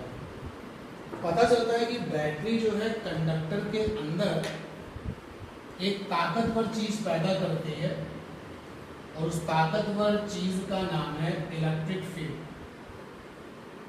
इलेक्ट्रिक फील्ड, ताकतवर चीज का नाम है इलेक्ट्रिक फील्ड। जैसे आप अपनी स्कूटी का, बाइक का, गाड़ी का हैंडल जिधर मोड़ देते हो आप उधर चल देते हो। तो आपने ड्रिफ्ट किया ना, आपने हैंडल को ड्रिफ्ट किया तो आपकी गाड़ी उस तरफ चल गई। बैटरी ने क्या किया इस बारे में जब जानने की कोशिश की गई पता चला कि बैटरी ने कंडक्टर के अंदर एक ताकतवर चीज पैदा की है और इस ताकतवर प्रॉपर्टी का नाम है इलेक्ट्रिक फील्ड, जिसकी की जो डायरेक्शन होती है वो प्लस से माइनस की ओर होती है। ये प्लस है यानी ये भी प्लस है और ये नेगेटिव है यानी ये भी नेगेटिव। इस ताकतवर चीज का नाम है इलेक्ट्रिक फील्ड और इसकी डायरेक्शन होती है किधर, प्लस से माइनस की तरफ। ये ताकतवर चीज इलेक्ट्रॉनों पर फोर्स लगाती है, यानी इलेक्ट्रॉन पहले इधर जा रहा था, जैसे ये इलेक्ट्रिक फील्ड बनी, इलेक्ट्रिक फील्ड को हम लोग ई से लिख रहे हैं, कैपिटल ई से, इस इलेक्ट्रॉन के बारे में सोचते हैं।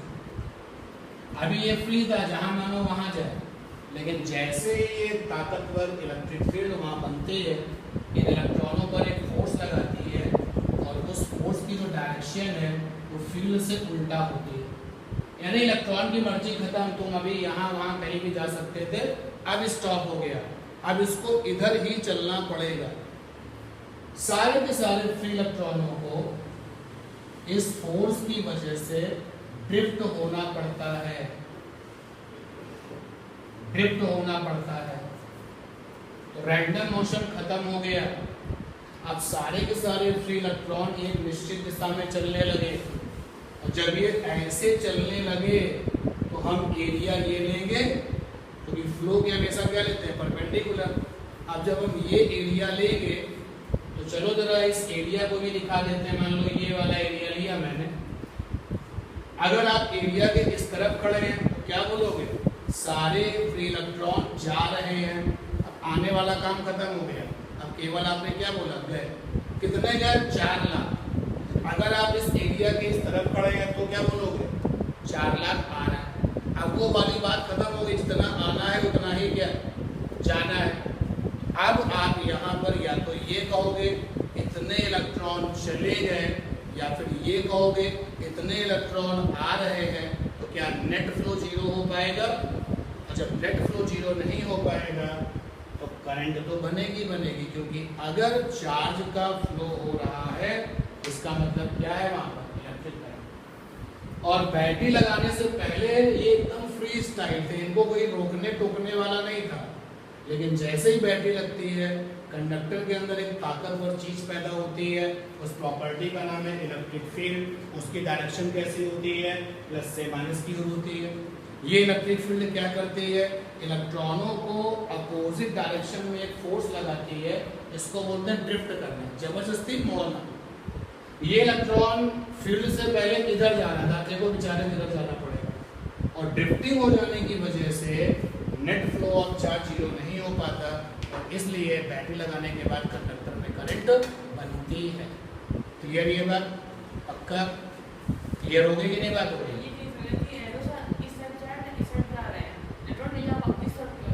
अब ये जो तुम बात करोगी ये समझ में नहीं आया क्यों जा रहा है, उसके लिए तुमको 12th में पहुंचना पड़ेगा, ठीक है ना।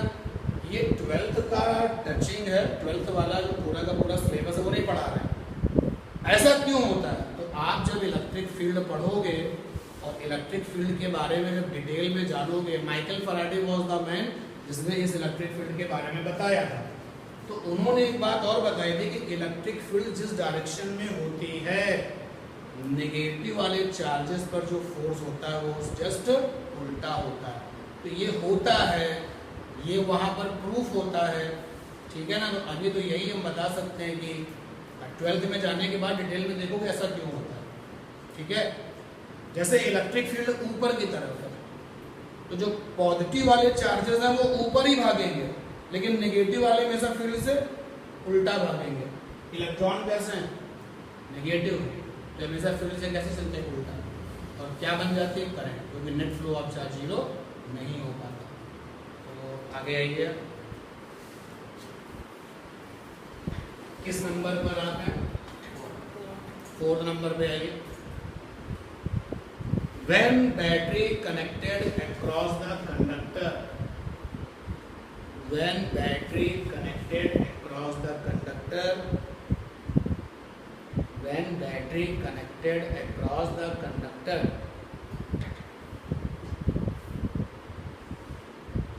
then electric field form inside conductor। ये वाली बात अंडरलाइन कर लेना।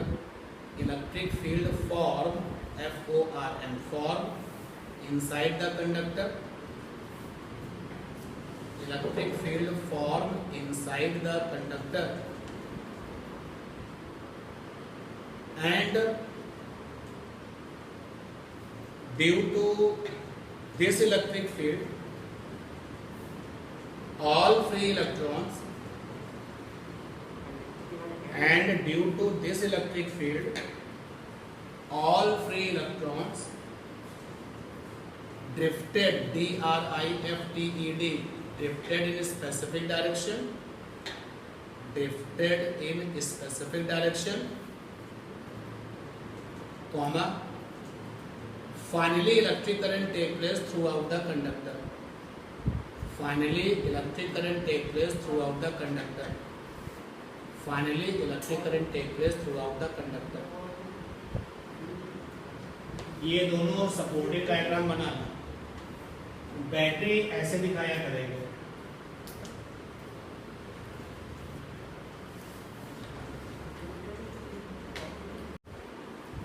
नेक्स्ट सेटिंग है आपकी इलेक्ट्रिक पोटेंशियल। ब्रैकेट में electric potential difference, electric potential bracket में इलेक्ट्रिक पोटेंशियल डिफरेंस क्या है, इसकी डेफिनेशन सुन लो एक बार और। एक कूलाम चार्ज को फ्लो कराने में जितना वर्क करना पड़ता है, एक्चुअली ये वर्क हम नहीं करते, कौन करता है, बैटरी। एक कूलाम चार्ज को फ्लो कराने में जितना वर्क करना पड़ता है उसको हम कहते हैं इलेक्ट्रिक पोटेंशियल, या फिर क्या कहते हैं, इलेक्ट्रिक पोटेंशियल डिफरेंस।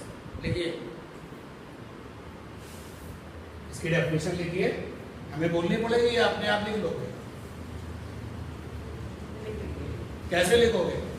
मैं तो आपको बता रहा हूँ, एक कूलाम चार्ज को फ्लो कराने के लिए जो वर्क करना पड़ता है वो इलेक्ट्रिक पोटेंशियल है। क्या है? The work done in flowing 1 coulomb charge, the work done, उसके बाद कॉमा लगा दीजिएगा, the work done, comma, in flowing 1 coulomb charge, in flowing 1 coulomb charge is called electric potential। Bracket में electric potential difference, electric potential bracket में electric potential difference, electric potential difference. और इसका जो symbol है वो delta we है, तो bracket में डेल्टा वी बनाएगा, delta we is a potential difference. Physics में ज्यादा जबरदस्ती कर्सिव मत लगा दीजिए, सारी मीनिंग ही बदल जाती है। डेल्टा भी बिल्कुल स्ट्रेट बनाया गया, वैसे ही आप भी बनाना, ऐसे मत कर देना, या कोई और स्टाइल, जैसे सिंपल वे में डेल्टा भी बनाया गया वैसे ही बनेगा। अच्छा, कुछ लोग कैपिटल वी से भी लिखते हैं, डेल्टा वी की जगह पे क्या लिखते हैं, कैपिटल वी, ठीक है। अब डेल्टा वी आप जान चुके हो क्या होता है। जब डेल्टा भी आप जान चुके हो तो आपको ये भी पता चल चुका है कि इलेक्ट्रिक पोटेंशियल डिफरेंस ये वो ताकत होती है, ये वो एबिलिटी होती है जिसकी वजह से 1 कूलाम चार्ज जो है फ्लो कर पाता है। अगर मैं इस बात को रिपीट करूँ, यूनिटरी मेथड का इस्तेमाल करूँ, जरा इस पूरी लाइन को पढ़ लीजिए। Work done by the battery is W and due to this work done charge Q flow through the conductor then. अब आप साइड में ध्यान दें, लिखना नहीं, यूनिटरी मेथड लाएंगे कि Q कूलाम चार्ज को फ्लो कराने में वर्क डन W हुआ है, एक कूलाम के लिए W बाई Q है, W बाई Q का नाम है एक कूलाम चार्ज को फ्लो करने में वर्क डन। तो इलेक्ट्रिक पोटेंशियल का फार्मूला बोर्ड पर है, जरा ध्यान दें, SI पर चलता है। वर्क डन का SI जूल होता है और चार्ज का SI कूलाम होता है, और जूल अपॉन कूलाम को साइंटिस्ट के नाम पर क्या लिखते हैं, वोल्ट। यानी कि जो इलेक्ट्रिक पोटेंशियल डिफरेंस का जो SI यूनिट है वो क्या होता है, जूल अपॉन कूलाम। लेकिन साइंटिस्ट वोल्ट के सम्मान में जूल अपॉन कूलम को क्या लिखा गया है, नोट कर सकते हैं डेफिनेशंस के बाद पूरी बात। नेक्स्ट हेडिंग है आपकी इलेक्ट्रिक करंट। बहुत देर से आप सुनते चले आ रहे हो, rate of flow of charge is called electric current. Note कर लीजिए, rate of flow of charge is called electric current. Hidden feature जो है वो ये, जब हम इलेक्ट्रिक करंट की बात करते हैं तो चार्ज का फ्लो होता है, और चार्ज का फ्लो जिस एरिया के करस्पॉन्डिंग होता है वो एरिया हमेशा फ्लो के साथ 90 डिग्री पर होता है ऑलवेज। इलेक्ट्रिक करंट का सिंबल आई है। रेट का मतलब होता है टाइम से डिवाइड हो जाना। जैसे अगर मैं ये सोचूं कि टाइम t में, let in time t second flowing charge जो है वो q है, ऐसा मैं सोच लूं कि q चार्ज t समय में फ्लो होता है, q कूलम, तो कर दीजिए इसको यूनिटरी मेथड से कन्वर्ट। कैसे कि t सेकेंड में फ्लो हो रहा है q कूलम इन t सेकेंड, फ्लोइंग चार्ज है q कूलम इन 1 सेकेंड, फ्लोइंग चार्ज क्या होगा q बाई टी। और इसी 1 सेकेंड के फ्लो को, इसी 1 सेकेंड में आने वाली इस रिजल्ट को रेट कहते हैं। जब भी तुम सुनो रेट, समझना टाइम से डिवाइड होना। रेट ऑफ वेलोसिटी, वेलोसिटी में टाइम से डिवाइड कर दो। रेट ऑफ मास, मास में टाइम से डिवाइड कर दो। यहाँ पे चार्ज में टाइम से डिवाइड कर दो, क्या बन जाएगा रेट ऑफ चार्ज। और इसी रेट को क्या कहते हैं करंट। इसका मतलब ये हो गया कि I बराबर हो गया Q बाई टी। I बराबर क्या हो गया Q बाई टी। और Q बराबर क्या होता है एनी, याद है भूले तो नहीं, क्योंकि Q बराबर क्या था एनी। प्लस और निगेटिव मानने का मीनिंग का, उसका जो मीनिंग था वो हमने आपको बता दिया था, हम यहाँ रख लेंगे। अगर आपको लगे कि इलेक्ट्रॉनों की कमी है तो यहाँ पे Q की जगह पे क्या होगा प्लस आएंगे, इलेक्ट्रॉनों की एक्सेस है तो क्या होगा माइनस देंगे। I बराबर हो गया एनी बाई टू। जरा एक क्वेश्चन सुने। क्वेश्चन है हमारे पास कि किसी कंडक्टर में 1.6 मिली एम्पियर की करंट है। आगे बढ़े, थोड़ा सा अपडेट और कर लेते हैं। Q जो है वो कूलम में है और टाइम यहाँ पर सेकंड में है, और कूलम अपॉन सेकंड को साइंटिस्ट के नाम पर क्या कहा गया है एम्पियर। अब जरा क्वेश्चन सुने क्या है। क्वेश्चन में इन कंडक्टर जो करंट है वो 1.6 मिली एम्पियर, एम्पियर का सिंबल होता है कैपिटल ए, छोटा एम का मतलब होता है मिली। तो कंडक्टर में जो करंट है वो 1.6 मिली एम्पियर है। एक इलेक्ट्रॉन पर जो चार्ज है, इलेक्ट्रॉन पर चार्ज कितना होता है 1.6 इंटू 10 की पावर माइनस का 19 कूलम। ये भी क्वेश्चन में दिया गया है कि एक इलेक्ट्रॉन पे चार्ज कितना है, हम जानते हैं कितना इन्होंने दिया है। तो कह रहा है कि एक सेकंड में पूरा सवाल सुन लो, एक सेकंड में क्रॉस सेक्शन से जाने वाले कितने इलेक्ट्रॉन्स हैं। अब इस क्वेश्चन में जो ये क्रॉस सेक्शन टर्म है उसका मतलब क्या है एरिया, ठीक है। इस क्वेश्चन में जो क्रॉस सेक्शन टर्म है उसका मतलब क्या एरिया। तो इन्होंने पूछा है total flowing electrons in 1 second. 1 second आप ये वाला फंडा लगाओ, I बराबर एनी बाई टी। I माने 1.6 10 की पावर माइनस 3। देखो फिजिक्स कहता है कि कोई एक सोच के साथ क्वेश्चन किया करो, और वो सोच है तुम्हारा SI, प्रिंटिंग मशीन मत करो, तो सोच है वो आपकी SI। अब SI में सारे के सारे क्वेश्चंस किए जाते हैं, तो करंट होनी चाहिए एम्पियर में, 1.6 मिली एम्पियर। जब आप इसको एम्पियर बनाओगे तो 1.6 माइनस का 3 एम्पियर। तो नीचे मैंने करंट को एम्पियर में रख दिया। n होता है इलेक्ट्रॉनों की संख्या, वही निकालनी है। e होता है एक इलेक्ट्रॉन पर चार्ज 1.6 10 की पावर नेगेटिव 19। टाइम क्वेश्चन में दिया गया है 1 सेकेंड। यहाँ से 1.6 10 की पावर -3 और नीचे 1.6 10 की पावर नेगेटिव 19 बराबर m। 1.6 से 1.6 कैंसिल हो गया, 10 की पावर 16 बराबर n। n होता है नंबर ऑफ इलेक्ट्रॉन्स, कितना आ गया 10 की पावर 16। n पूछा गया कुल कितने इलेक्ट्रॉन चल रहे हैं इस काम में। अगला जो क्वेश्चन होगा उसको देखिए भी। नेक्स्ट जो क्वेश्चन है उस पर ध्यान। क्वेश्चन है कि 5 कूलाम चार्ज को फ्लो करने में 120 जूल का वर्क डन होता है। तो 120 joule work done take place in flowing charge 5 coulomb. Find electric potential difference. हाँ भाई सिंह साहब, इस क्वेश्चन में जो ये 5 कूलम है ये क्या है?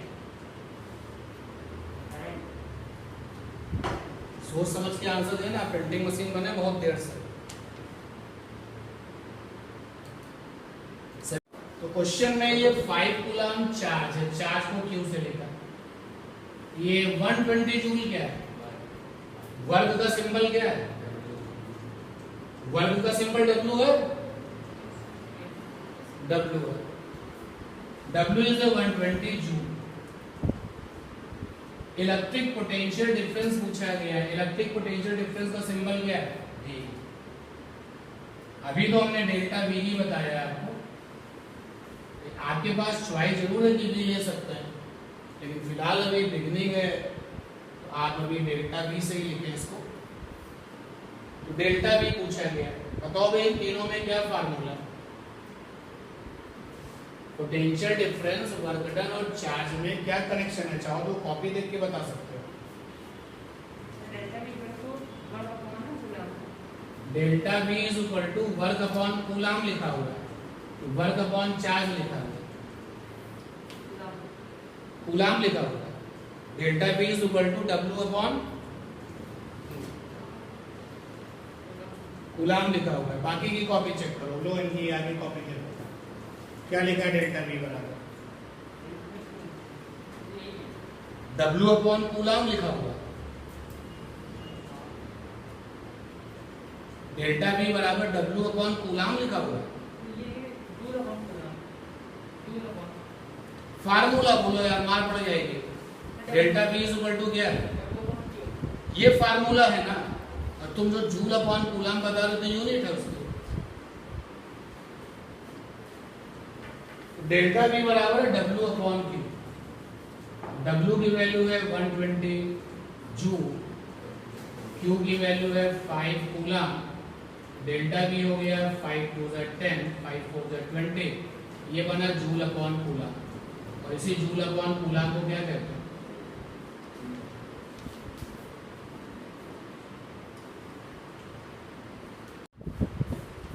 बात करते हैं इलेक्ट्रिकल रेजिस्टेंस की। रेजिस्टेंस का मतलब तो रुकावट है, और इस फिजिकल क्वांटिटी को सिंबल कैपिटल R से लिखा गया। कहानी शुरू होती है वहां से जब कंडक्टर के अक्रॉस में बैटरी लगा दी गई थी। ये प्लस वाला टर्मिनल था, ये नेगेटिव वाला टर्मिनल था। तो ये बात हो चुकी है कि अंदर एक इलेक्ट्रिक फील्ड पैदा होती है और जिसकी डायरेक्शन प्लस से माइनस होती है। सभी इलेक्ट्रॉन जो अपनी मर्जी से कहीं भी जा सकते थे, तो सभी लोगों को ड्रिफ्ट होना पड़ रहा है, क्योंकि इलेक्ट्रिक फील्ड होती है प्लस से माइनस, और इलेक्ट्रॉन चलते हैं जस्ट उसके उल्टा।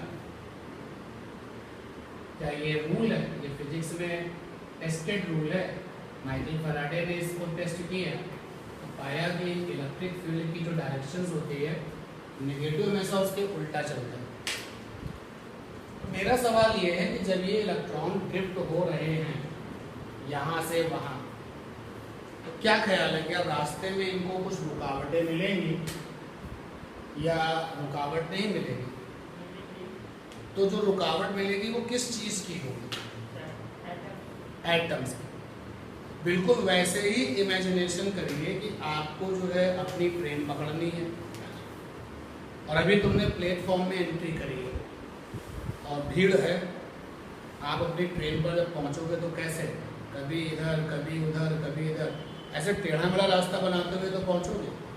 तो मैं आपसे पूछ रहा हूँ कि तुमने ये टेढ़ा मेढ़ा रास्ता क्यों बनाया है? तो तुम बताओगे सर रास्ते में बहुत सारे क्या थे, रुकावटें थे, इसलिए मुझे आना पड़ा इस टेढ़े मेढ़े रास्ते से। उसी तरीके से इन इलेक्ट्रॉनों के रास्ते में एटम्स ही एटम्स हैं।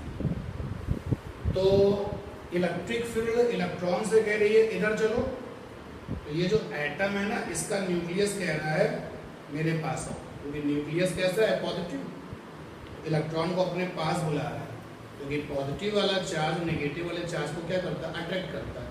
देखो इलेक्ट्रॉन को इससे लड़ना पड़ रहा है, इलेक्ट्रॉन इस वाले खिंचाव से लड़ते हुए आगे बढ़ रहा है। हो सकता है कि ड्रिफ्ट भी हो जाता हो उस तरफ। तो कुल मिलाकर के सोचने वाली बात है कि ये सारे के सारे जो इलेक्ट्रॉन्स हैं ये जब एक जगह से दूसरे जगह पर पहुंचेंगे तो टेढ़े मेढ़े रास्ते से होते हुए पहुंचेंगे।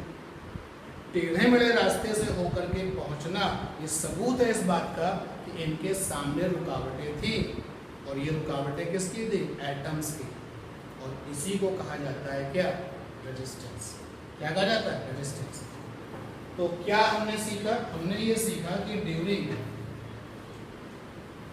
चाहे तो आप देखो ड्यूरिंग फ्लो ऑफ करंट, क्योंकि अगर करंट बनी है तो बेचारे इलेक्ट्रॉन ड्रिफ्ट हो रहे हैं, रैंडम में नहीं है। और चाहे ये लिखो ड्यूरिंग लिफ्टिंग ऑफ इलेक्ट्रॉन्स, बातें की during flow of current free electrons faces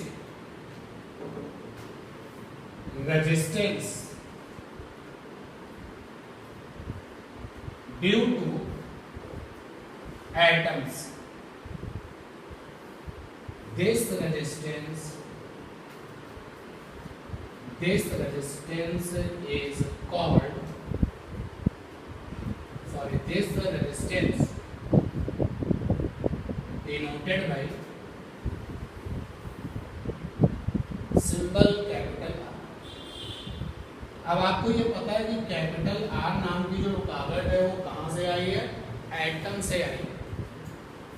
अब प्रैक्टिकली सोच के देखिए कि अगर हम यहाँ पर इस कंडक्टर की लेंथ को बढ़ा दें, और ये एरिया है, ये ए फॉर एरिया है, चलो पहले लेंथ को अगर बढ़ाएं तो रेजिस्टेंस बढ़ेगा या घटेगा, बढ़ेगा पक्का। भाई अभी लेंथ 5 मीटर या 5 सेंटीमीटर है, तो केवल 5 सेंटीमीटर लेंथ में ही रुकावटों का सामना करना पड़ेगा। अब अगर वो 5 सेंटीमीटर और आगे बढ़ जाए, रुकावटें भी बढ़ जाएंगी। तो आपने ये कहा कि लेंथ बढ़ाने से रेजिस्टेंस बढ़ेगा। इसका मतलब ये है कि रेजिस्टेंस की और लेंथ की दोस्ती कैसी है, प्रोपोर्शनल वाली। तुम भी ज़्यादा तो हम भी ज़्यादा, तुम भी कम तो हम भी कम, ये क्या होता है, प्रोपोर्शनल। तुम ज़्यादा हम कम, तुम कम हम ज़्यादा, ये क्या होता है, इनवर्सली प्रोपोर्शनल। फिलहाल आपने बताया कि प्रोपोर्शनल है, ओके। अगर हम एरिया बढ़ा दें क्या होगा, रेजिस्टेंस बढ़ेगा या घटेगा,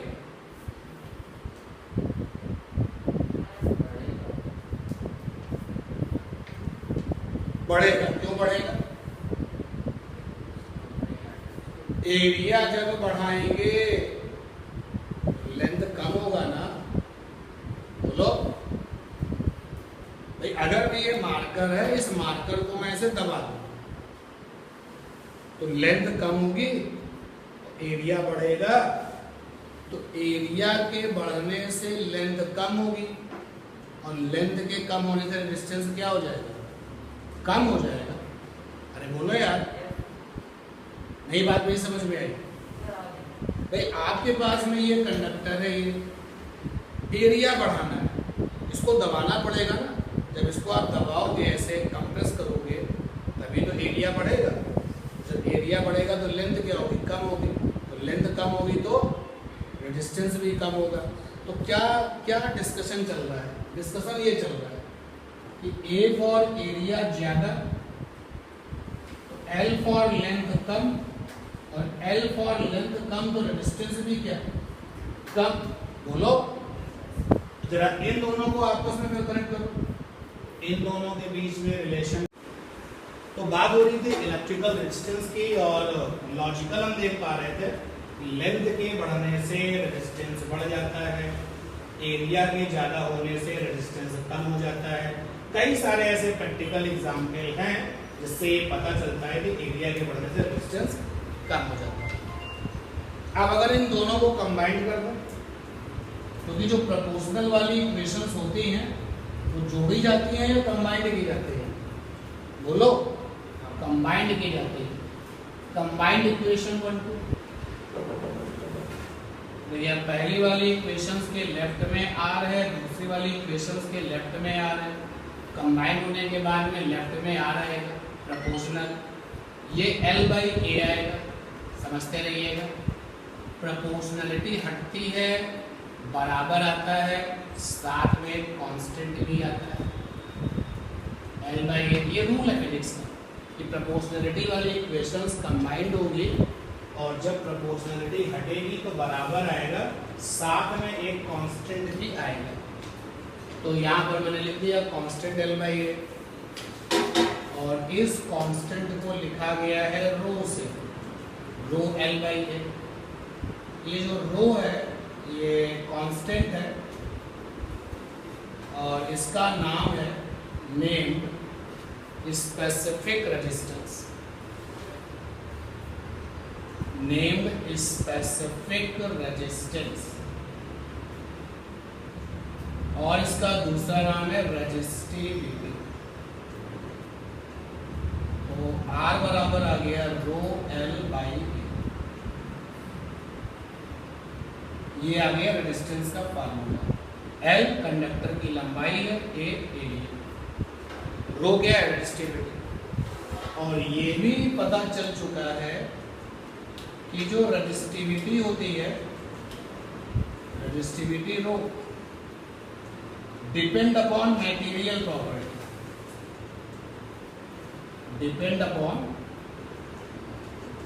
material property and also depend over temperature, depend over temperature। मतलब समझो क्या कह रहा है? तो ये कह रहा है कि अगर आपके पास में सिल्वर है, तो मेरे पास में सिल्वर है जिसकी लंबाई 4 मीटर है, तुम्हारे पास जो सिल्वर है उसकी लंबाई 4 किलोमीटर है। तो तुम्हारे पास भी सिल्वर है, मेरे पास भी सिल्वर है, मटेरियल तो सेम है ना, तो जो रेजिस्टिविटी होगी वो क्या होगी, सेम होगी। हाँ, टेम्परेचर के बदलने से रेजिस्टिविटी बदल जाती है। यानी कि उन क्वेश्चंस के लिए अलर्ट रहना जहाँ पर ये कहता है कि हमने तो कॉपर के वायर की लंबाई आधी कर दी, बताओ रेजिस्टिविटी क्या हो जाएगी। तुरंत दिमाग लगाना कि आधी लंबाई करने के बाद में कॉपर ही तो रहेगा, तो मटेरियल कैसा है, सेम, जो रेजिस्टिविटी है वो भी कैसी रहेगी, सेम। कुल मिलाकर के रेजिस्टिविटी केवल 2 चीज़ों पे डिपेंड करती है, एक तो मटेरियल प्रॉपर्टी पर और दूसरा टेम्परेचर, ठीक है। जो रेजिस्टिविटी का उल्टा है, उल्टा यानी कि रेसिप्रोकल, क्या बनेगा देखो, रेजिस्टिविटी का उल्टा क्या बनेगा, 1 बाई रो।